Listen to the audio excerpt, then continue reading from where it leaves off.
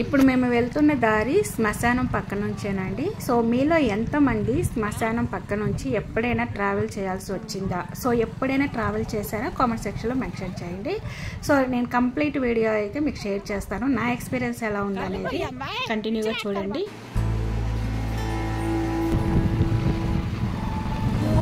Hello అండి, నమస్తే. నేను మీ సౌజన్యాని. ఎలా ఉన్నారు అందరూ బాగుండాలని మనస్ఫూర్తిగా అయితే కోరుకుంటున్నాను. ఈరోజు వీడియో ఏంటంటే, రేపు శ్రీరామనవమి కదా, ఇంట్లో క్లీనింగ్ చేసుకోవాల్సిందంతా చేసేసుకున్నాను. ఊరైతే బయలుదేరుతున్నాము. అంటే మా ఊర్లో మేము శ్రీరామనవమికి పీటల మీద కూర్చుంటున్నాం అనమాట. అక్కడ కావాల్సినవన్నీ కూడా సర్దుకుంటున్నాము. కొబ్బరి చిప్ప, వక్క, ఖర్జూరం, చిల్లర, ఇంకా ఏమేమి కావాలో అవన్నీ మా అత్తగారు చెప్పారు. పూలు, పండ్లు కూడా చెప్పారు. అవన్నీ కూడా దారిలో తీసుకెళ్తాము వెళ్ళేటప్పుడు. సో ఇంకా ఇదైతే పూలదండ అనమాట. ఇది చాలా బాగుంది, అందంగా మనమే ఉంచేసుకుందామని చెప్తున్నాను మా వారికి. కానీ మా వారు ససేమీరా కుదరదు, ఇది అమ్మ కోసం అని చెప్పి మనం వేరేది తీసుకుందాంలే అని అన్నారు.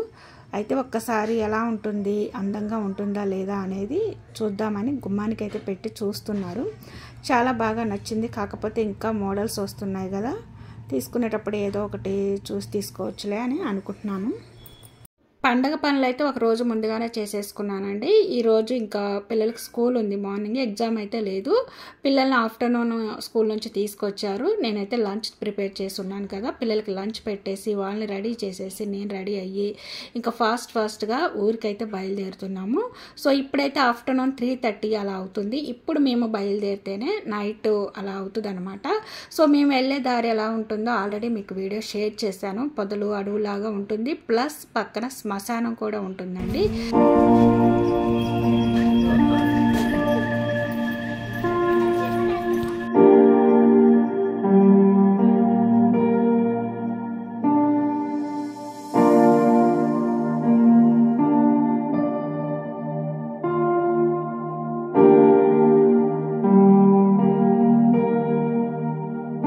మా వారికి అయితే టైం లేదండి, అందుకే పూలు, ఫ్రూట్స్ తీసుకోలేదు. మా ఆడబిడ్డని అయితే తీసుకురమ్మని చెప్పారు. ఇంకా దారిలోనే అనమాట వాళ్ళ ఇల్లు. వెళ్తూ దారిలో ఆగేసి అక్కడి నుంచి మేము ఫ్రూట్స్, పళ్ళు కలెక్ట్ చేసుకొని వెళ్ళాలి ఊరికి. సో ఇప్పుడైతే మా ఆడబిడ్డ వాళ్ళ ఇంటికి అయితే వచ్చేసాము. మా ఆడబిడ్డ అత్తగారిది కూడా గుంటూరేనండి. అందువల్ల వాళ్ళు అమరావతి రోడ్లో విజయవాడ వెళ్తాం కదా, ఆ రోడ్లో ఉంటారు. ఎందుకంటే వాళ్ళ హస్బెండ్ ఆఫీసు దగ్గరగా ఉంటుంది అని చెప్పేసి ఆ రోడ్లో తీసుకున్నారు. దగ్గరగా అంటే మరీ ఏం కాదండి, దూరమే, కాకపోతే కొంచెం షార్ట్ కట్గా ఉంటుందని చెప్పేసి తీసుకున్నారు.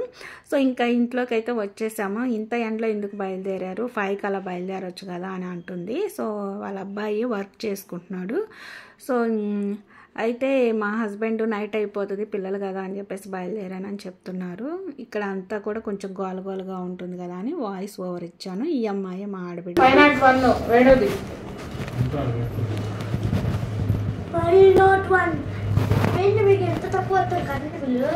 అది నంబర్ రాదు, 501.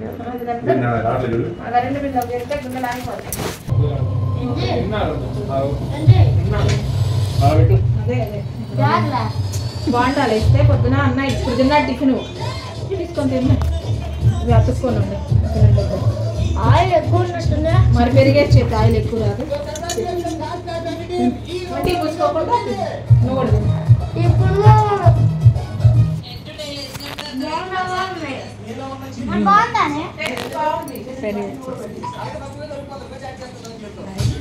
అబ్బాయి తగిలిద్దిరా పిల్లకి.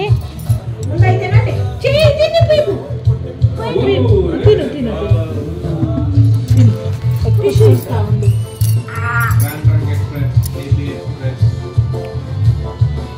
దగ్గర పెట్టుకో, టిష్యూ దగ్గర పెట్టుకో.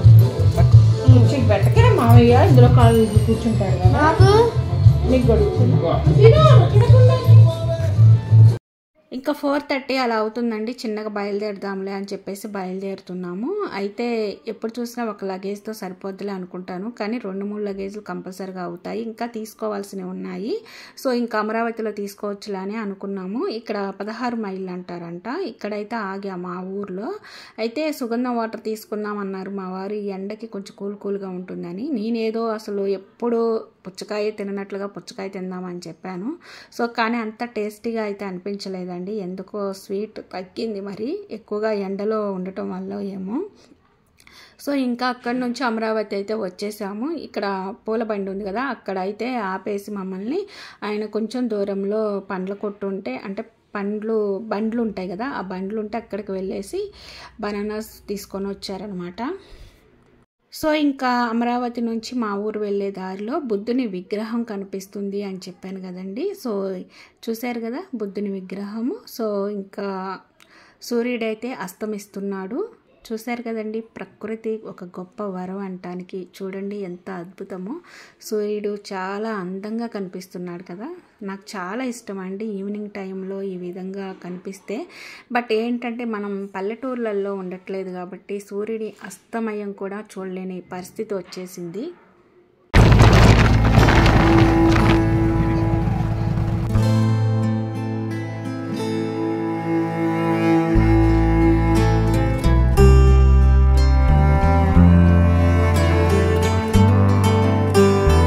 సో ఇంతకుముందు వీడియోలో మీకు షేర్ చేశాను ఏంటంటే కృష్ణా నది అంతా ఎండిపోయింది, మేము నడిచి ఇసుకలో వెళ్ళామని. సో ఇప్పుడైతే వాటర్ వచ్చేసాయండి. ఏంటబ్బా వర్షాలు పడట్లేదు, వాటర్ ఎలా వచ్చేసాయి అనే డౌట్ అయితే మీకు రావచ్చు. అయితే పైన వాటర్ వదులుతారండి, వదిలినప్పుడు కంపల్సరిగా కృష్ణా నది ఇలా వచ్చేస్తుంది అనమాట. సో ఇప్పుడైతే పడవ వేసేస్తున్నారు. మేము చాలా దూరంలో ఉన్నప్పుడే పడవ అయితే బయలుదేరిందండి. సో మా వారైతే హార్న్ కొడుతూనే ఉన్నారు. అయితే వాళ్ళు దాదాపు ఎవరైనా వస్తున్నారా లేదా అనేది గమనించే పడవని స్టార్ట్ చేస్తారు. అయితే ఇక్కడ పడవకి తగిన వెయిట్ అయితే ఉంది, అందుకోసమే ఆగలేదు. సో మళ్ళీ అవతల వెళ్ళి యువతలకు వచ్చే వరకు మేము వెయిట్ చేయాల్సి ఉంటుంది. కాబట్టి ఇక్కడ సంధ్యా సమయం చాలా అందంగా ఉంది కాబట్టి కొన్ని పిక్స్ కూడా తీసుకున్నాము, అవన్నీ మీకు షేర్ చేస్తానండి. చూశారు కదా సంధ్యా సమయం అంటారండి, సూర్యుడు ఎంత అందంగా కనిపిస్తున్నాడో. ఇప్పుడు సంధ్యా సమయంలో సూర్యుడు అస్తమిస్తున్నాడు అంటే మా చిన్నతనంలో అయితే అమ్మ కడుపులోకి వెళ్తున్నాడు సూర్యుడు అని అనుకునే వాళ్ళము. సో ఇక్కడ మేము కొన్ని ఎంజాయ్మెంట్ మూమెంట్స్ అయితే చూపిస్తాను చూడండి.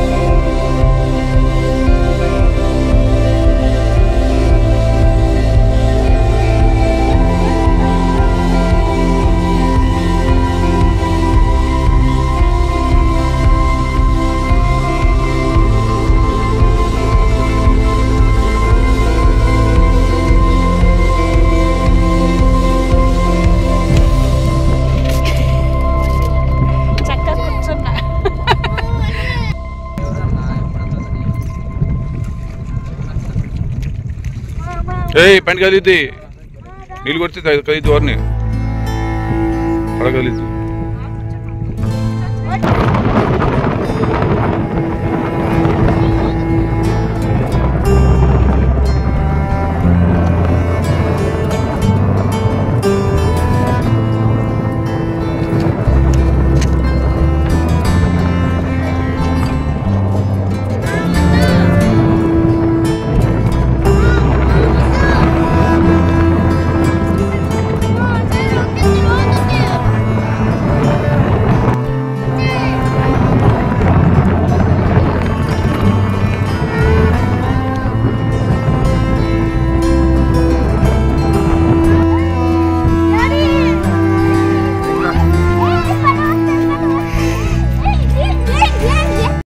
చూసారుగా ఫ్రెండ్స్, మా పిల్లల ఆనందం మామూలుగా లేదు పడవని చూసేసి. సో పడవ మీదకి బండ్లు ఎలా ఎక్కిస్తారు, పడవ మీద ఉన్న బండ్లు బయటికి ఎలా వస్తాయి అనేది చూద్దాము. పడవ ఈ విధంగా ఒడ్డుకి చిన్నగా తీసుకొస్తారండి. ఆ తర్వాత ఈ విధంగా ఇక్కడ డ్రిల్స్ లాగా ఉంది కదా, అది ఈ ఒడ్డు మీద నుంచి పడవ మీదకి వేసేస్తారు. అయితే ఏదైనా ఒక మ్యాజిక్ అనుకోవాలి, ఎందుకంటే పడవ నడిపే వాళ్ళకి మాత్రమే తెలుస్తుంది. ఒడ్డుకు వచ్చిన తర్వాత కరెక్ట్ పాయింట్ భలేగా ఒడ్డుకి ఆనుకునేటట్టుగా ఈ విధంగా సరి చేస్తారనమాట. చూసారు కదా, చేతిలో ఒక గడ ఉంటుంది. ఆ గడతో ఇలా ఒక పాయింట్ దగ్గర పెట్టేసి ఇలా అంటే చాలండి, ఆ చివర ఉన్న పడవైనా సరే ఈ చివర ఒడ్డుకి వచ్చేస్తారనమాట. చూసారు కదండి, ఈ విధంగా ఒడ్డుకి తీసుకొచ్చి థ్రెడ్ కట్టేస్తారు. ఆ తర్వాత డ్రిల్స్ అయితే ఈ విధంగా వేసేసి ఈ డ్రిల్ మీద నుంచి ఒక్కొక్క బైక్ని బయటికి తీసుకొస్తారు. అయితే ఒక బైక్కి ఒక మనిషి కంపల్సరిగా ఉంటారు. దూరం నుంచి వస్తున్నారు కాబట్టి కంపల్సరిగా 2 మనుషులు అయితే ఉంటారు. అయితే ఈ పడవకి టికెట్ కూడా ఉంటుందండి. సో ఒక బైక్ ఒక మనిషికి కలిపి 100 రూపీస్, అంటే ఈచ్ వన్ 50 రూపీస్ కంపల్సరిగా పడుతుంది. 2 మనుషులు ఉంటే ఇద్దరికి 100, బైక్కి 50, అంటే 150 రూపీస్ అవుతుంది అనమాట ఛార్జ్. సో ఈ విధంగా మళ్ళీ దీని మీద నుంచి మనుషులు, బైకు అన్నీ పడవ మీదకి తీసుకొస్తారనమాట. సో ఈ విధంగా ఒక 10 బండ్లు అయితే పడతాయండి. ఇప్పుడైతే అవతల ఒడ్డుకు వెళ్ళటానికి మినిమం ఒక 5 మినిట్స్ అయితే పడుతుంది. చూసారు కదండి, నెక్స్ట్ మా హస్బెండ్ కూడా బండిని అయితే పైకి తీసుకొచ్చారు. ఇలా పైన ఫ్లాట్గా ఉన్న దాని మీద బండ్లు అయితే పెట్టేస్తారు. ఇక్కడ కింద అయితే చెక్క బల్లల్లాగా ఉన్నాయి కదా, దీని మీద అయితే సిట్టింగ్ ఏరియా అనమాట. ఇదంతా కూడా కూర్చుంటారు. సో ఎక్కువ మంది ఉన్నా కూడా నో ప్రాబ్లం అండి. కానీ మినిమం ఈ పడవ ఎంత వెయిట్ మోయగలదో అంతవరకే, అంటే మినిమం ఒక 10 బండ్లు అనుకోండి, 10 మెంబర్స్ ఉన్నట్టే కదా, ఎక్స్ట్రా ఒక 5-6 మెంబర్స్ వేసుకోవడమేనండి. సో ఈ విధంగా అయితే అందరూ పడవ ఎక్కిన తర్వాత పడవ అయితే స్టార్ట్ అవుతుంది. సో ఇప్పుడైతే సంధ్యా సమయం అయింది కదా, మేము అవతల ఒడ్డుకు వెళ్ళేసరికి చీకటి అయితే పడుతుందండి. అంటే మినిమం ఒక 10 మినిట్స్ అయితే పడుతుంది.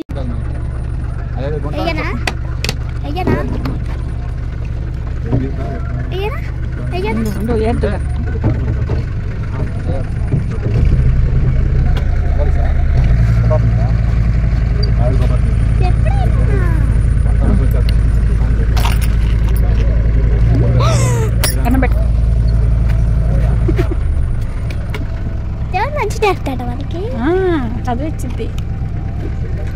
తెలియదు. సో మా పిల్లలకైతే ఇది ఒక అలవాటు అనమాట, నదిలో కాయిన్స్ వేయటం. నది అనే కాదు, గోదావరి అయినా సరే.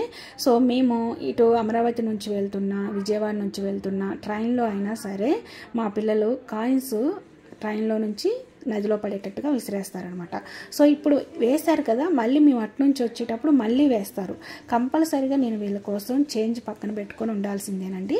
ఒక కృష్ణానది అనే కాదు, మేము ఏదైనా రాజమండ్రి వెళ్తున్నా, ఇంకెక్కడికైనా వెళ్తున్నా, వాటర్ కనిపించిందంటే చాలు నదేమో అనుకొని కాయిన్స్ అడుగుతూ ఉంటారు. సో కంపల్సరీగా నది అయితే కాయిన్స్ అయితే పిల్లలతో వేయించండి, చాలా మంచిదన్నమాట.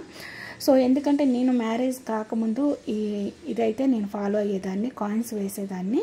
సో ఇప్పుడు పిల్లలతో వేపిస్తున్నాను అనమాట. చూసారు కదండి, మేము ఒడ్డుకైతే వచ్చాము. ఇప్పుడిప్పుడే చీకటి పడుతుంది. మేము వెళ్ళే రూట్ అంతా కూడా ఇసుక రోడ్ అవటం వల్ల రాళ్ళు రప్పలు, అప్ అండ్ డౌన్స్ అనమాట, ఎత్తుపల్లాలు అంటారు కదా. సో ఎలాంటి లైటింగ్ ఉండదు, కొంచెం చూసుకుంటూ స్లోగా నడుపుకుంటూ వెళ్ళటమే, ఎందుకంటే రాళ్ళ మీదే వెళ్తుంది బైక్ అయితే. సో పొదలు ఉంటుంది, అడవిలాగా ఉంటుంది, ఎటు నుంచి ఏమొస్తుందో కూడా తెలీదు. భయం అయితే కంపల్సరీగా వస్తుంది, ఎందుకంటే ఈ పొదలున్న చోట ఎలాంటి సౌండ్ సిస్టమ్స్ వస్తాయో మీ అందరికీ తెలిసిన విషయమే. సో ఇప్పుడు మేము వెళ్ళే రూట్ అయితే శ్మశానం పక్క నుంచేనండి. శ్మశానాల్లో నుంచి మేము మార్నింగ్ ఆఫ్టర్నూన్ జర్నీ చేసాం, కానీ నైట్ టైం జర్నీ చేయడం ఫస్ట్ టైం అనమాట. సో ఇప్పటి వరకు మా బ్యాక్ నుంచి వస్తున్న బైక్ హఠాత్తుగా మా ముందుకైతే వెళ్ళిపోయింది. ఇంకా నాకు భయం వేసింది, ఎందుకంటే మేము తప్ప లాస్ట్ బండి మరొకటి లేదు. సో నాకైతే చాలా భయం వేసింది. కానీ వీడియో తీస్తూ మా పిల్లలకి శ్రీ ఆంజనేయం ప్రసన్నాంజనేయం అనే సాంగ్ పాడుకుంటూ తలదించుకొని ఉండండి అని చెప్పాను. ఎందుకంటే మార్నింగ్ ఆఫ్టర్నూన్ మేము జర్నీ చేసినా వాళ్ళకైతే శ్మశానం వైపు చూడమని చెప్పము, ఇటు పక్కకు మళ్ళీ కూర్చోమంటాము, తలదించుకొని కళ్ళు మూసుకొని ఉండమంటాం, చేస్తూ ఉంటాము. సో వాళ్ళు ఆ సాంగ్ పాడుతూ ఉన్నారు, నేనైతే వీడియో తీస్తూ. అసలు నా ఎక్స్పీరియన్స్ ఏంటంటే, నా చిన్నతనంలో మా తాతగారు చెప్తూ ఉండేవాళ్ళు ఏంటంటే, వాళ్ళ టైంలో ఇలా మట్టి రోడ్లే ఉండేవంట. చెట్ల మధ్య నుంచి ఎలాంటి బైకులు, కార్లు, బస్సులు, ఆటోలు ఏమీ ఉండేవి కాదు. సైకిల్ మీద లేకుంటే కాలి నడకన జర్నీ చేయాల్సి వచ్చేదంట. ఇలా పొదలు అన్ని చెట్లే ఉండేవంట. సో అలా జర్నీ చేస్తూ ఉన్నప్పుడు, సైకిల్ మీద వస్తూ ఉన్నప్పుడు హఠాత్తుగా దయ్యాలు బ్యాక్ సీట్లో కూర్చునేవంట. సో వాళ్ళు ఎక్స్పీరియన్స్ చేశారు, కానీ అది ఒక స్టోరీ లాగా నాకు చెప్తూ ఉండేవాళ్ళు. కానీ నేను అది నమ్మేదాన్ని కాదు, ఎందుకు ఉంటుంది అది ఇదని. కానీ అది నిజంగానే అంట. వాళ్ళు దయ్యాలను ఇంటికి తీసుకొచ్చుకొని కూడా వాటితో ఇంటి పనులన్నీ చేయించుకునే వాళ్ళంట. అప్పట్లో నీళ్లు మోయించుకోవడం, బట్టలు ఉతికించుకోవడం, గిన్నెలు కడిగించుకోవడం ఇలాంటివన్నీ ఉంటాయి కదా. అలా దయ్యాలతో పనులు చేయించుకొని వాళ్ళు ఇసుకు పుట్టి ఇంట్లో నుంచి పారిపోయాయంట దయ్యాలే. సో ఇదంతా నిజమో కాదో నాకు ఇప్పటికీ సస్పెండ్గానే ఉంటుంది. మా తాతగారు చెప్పారు, అది మీతో షేర్ చేసుకుంటున్నాను. సో ఇప్పుడు నేను ఇలా వీడియో తీస్తూ ఉన్నాను. నాకు ఏంటంటే బ్యాక్ సీట్లో ఏమన్నా అంటే నేను బ్యాక్ సీటే కూర్చున్నాను, నా బ్యాక్ ఏదన్నా ఉందేమో, లేకుంటే నేను వీడియో ఇలా షూట్ చేస్తుంటే నా వీడియోలో ఏదైనా యాడ్ అవుతుందేమో, ఇలా ఒక ఊహ అనమాట నాకు. సో ఇంకా అలా అనుకుంటూ భయపడుకుంటూ మా వారితో ఇదంతా షేర్ చేసుకుంటూ ఫుల్ కామెడీ అనమాట. సో దయాలే పారిపోయాయో ఏమో. సో ఇంకా ఈ విధంగా ఊళ్ళోకి అయితే వచ్చేసాం. లైటింగ్ అయితే కనిపిస్తుంది కదా మీకు. చూశారు కదండి ఈరోజు వ్లాగ్ అయితే ఇదండి. మీకు నచ్చినట్లయితే లైక్ చేసి ఫ్రెండ్స్ అండ్ ఫ్యామిలీ మెంబర్స్కి షేర్ చేయండి. శ్రీరామనవమి రోజు మా ఇంట్లో పండుగ ఏ విధంగా చేసుకున్నాం అనేది మరొక వ్లాగ్లో వీడియో షేర్ చేస్తాను. మా ఛానల్ని ఫస్ట్ టైం చూస్తున్నట్లయితే సబ్స్క్రైబ్ చేసుకొని పక్కనే ఉన్న బెల్ ఐకాన్లో ఆల్ బటన్ యాక్టివేట్ చేసుకోండి. నేను వీడియోస్ అప్లోడ్ చేయగానే ప్రతిదీ నోటిఫికేషన్ రూపంలో మీ ముందుకు వస్తుంది. మీరు మిస్ అవ్వకుండా ఉంటారు. Don't forget my channel. By by, take care.